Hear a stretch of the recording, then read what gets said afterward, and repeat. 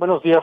Bueno, pues yo sí creo que efectivamente se puede ver a las figuras históricas de distintas formas, porque no hay héroes totalmente puros ni villanos totalmente desechables, ¿no? O perversos. Eso así lo pone la historia oficial normalmente, pero se pueden discutir. Entonces a Cristóbal Colón se le puede ver efectivamente como un navegante atrevido, un navegante osado, valiente, que se atrevió a lanzarse pues sí, sobre la base de una idea de que el mundo era redondo y que podía llegarse por otra vía distinta a Asia, que también habían intereses comerciales, no solamente de expansión colonialista, porque no sabían que iban a toparse con una tierra como América, pensaban llegar a Asia, precisamente para facilitar el comercio entre Europa y Asia por otra vía distinta a la de África, que la controlaban los portugueses básicamente, o la de la antigua ruta de la seda, que ya estaba controlada por los maometanos. Eso también estaba detrás de estos viajes de Colón, pero también la idea de evangelizar a como diera lugar, es decir, pues vamos a encontrar pueblos que hay que llevar a evangelizarlos y a veces a sangre y fuego, como siempre se hacía desde la historia de la Iglesia, ¿no? No se trata de convencer, se trata de imponer la religión a otros pueblos. Eso también estaba detrás de este esfuerzo, digamos, de la corona española, decir, a ver, vamos a explorar, a ver si podemos llegar a Asia por otra vía. Pero a Colón se le puede ver entonces así como el navegante, y eso es lo que realmente se le ha reconocido en todos estos años, y por eso las estatuas y muchos nombres de Colón por todos lados. Colombia, de ahí viene su nombre, un reconocimiento al Colón navegante. Pero el Colón colonialista, el que ya llega, también tiene pecados, digamos, desde el punto de vista histórico, de nuestra perspectiva americana, de que pues vinieron, conquistaron, abusaron, cometieron agresiones, torturas, asesinatos de los indígenas, despojo. Bueno, Colón fue el que propuso que se esclavizara a esta población. Al no encontrar ese comercio que esperaba él de Asia, esa fuente de comercio, pues él pensaba que estaba todavía en los linderos de Asia con pueblos pues todavía más retrasados, menos desarrollados que los chinos o los japoneses. Pero dijo, bueno, pues entonces como no hay el comercio, por lo pronto, y no encontramos grandes riquezas, él no llegó tampoco ni supo de las grandes minas de México o de Perú. Entonces dijo, pues vamos a esclavizar esta población, que al fin son bastante salvajitos, algunos incluso son caníbales, otros son muy cruentos, pues vamos a explotarlos como esclavitud, incluso para llevar esclavos a Europa, y de ahí les propuso a los reyes de España, digo, de ahí podemos sacar mucho dinero y que sea rentable económicamente esta aventura. Entonces, si se le quiere ver desde esa perspectiva, pues sí, puede uno decir, pues hay que quitar a Colón porque vamos a poner, tenemos una estatua ahí de alguien que promovió, que fue de los que empezaron a promover toda la explotación de los pueblos nativos.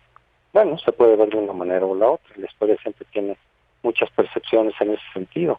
Entonces a mí no me preocupa mayormente que se pongan estatuas de héroes o de villanos. Repito, la historia oficial casi siempre pone a los villanos sin reconocerles nada, ningún aporte que hayan podido hacer, y en muchos casos sí hicieron aportes. Y a los héroes así como absolutamente impolutos, que tampoco es cierto, porque muchos de esos héroes también incurrieron en lo que desde la perspectiva de hoy podrían verse como traiciones, abusos, en fin, corrupción, ¿no? Fraudes electorales. Es esa visión maniquea que prevalece, porque los gobiernos hacen uso político de la historia casi siempre, unos más que otros, pero casi siempre por naturaleza, y no hablo solo de los mexicanos, ¿no? Es un uso político de la historia. E ideológico y educativo, ¿no, doctor? Es decir, nos Sí, llevan desde también, luego. digo, Sí, desde luego, porque a través de la enseñanza de la historia oficial se van metiendo los valores adecuados al régimen vigente. y así fue también, digo, hay que decirlo, en la historia de México se nos contó una historia oficial durante toda la vida, es decir, o no se profundizó a lo que estamos profundizando y lo que profundizó usted en sus obras. ¿Merece una disculpa, cree usted, el pueblo de México, como lo plantea el presidente Andrés Manuel López Obrador al Papa y que ya lo ha dicho también el mismo, o, por ejemplo, autoridades españolas, cree usted? Sí se ha dado casos en los que algún país da disculpas, pues los propios españoles dieron una disculpa a los judíos, ¿no? De lo que pasaba también en aquellos años. pero lo normal es que eso viene de la propia iniciativa de esos países o esos pueblos, ¿no? Los alemanes frente a los judíos también. Entonces, cuando les nace a ellos, pues eso ha ocurrido, sí, no es algo totalmente fuera de lugar, pero a ellos se les ocurre. Aquí lo que pasa es que de pronto los españoles sintieron que el gobierno mexicano les está exigiendo disculpas, y entonces la reacción es decir, oye, pues espérate, pues no me estás culpando de cosas que directamente esta corona de este pueblo contemporáneo, pues no fue. Los estás remontando al siglo XV y XVI, cuando todo el mundo estaba en las mismas, los ingleses, los holandeses, en fin, los musulmanes por otros lados, pues así era el mundo. Y ahora me estás exigiendo disculpas prácticamente, pues entonces viene el rechazo. Y en el caso de la Iglesia y el Vaticano, pues ya lo ha dicho varias veces el Papa, ya les pedimos disculpas, les dimos disculpas en 2015 en Bolivia, que es un país pues muy representativo de la población indígena, porque ahí tienen mucha población indígena todavía, pura o casi pura. Entonces ahí es donde eligió el Papa para ofrecer esas disculpas a todos los pueblos de América, en lo que le toca a la Iglesia Católica. Entonces, el seguir insistiendo que hagan o que den disculpas para el caso mexicano, pues en el caso de España te dicen, oye, pues no nos vas a exigir nada, ¿no? Ellos han dicho incluso, ya con cierta sorna, decir, pues los responsables de eso son, en todo caso, sus ascendientes de ustedes, porque ustedes son los que vienen de esos españoles que se fueron a América. Nosotros somos descendientes de los que se quedaron aquí, y por lo tanto no son los que hicieron todos los atropellos de los que ustedes hablan y de los que se sabe que ocurrió. En fin, eso ya es un poco como poner en el absurdo del planteamiento a veces, ¿no? Más bien son ustedes los herederos de esos españoles.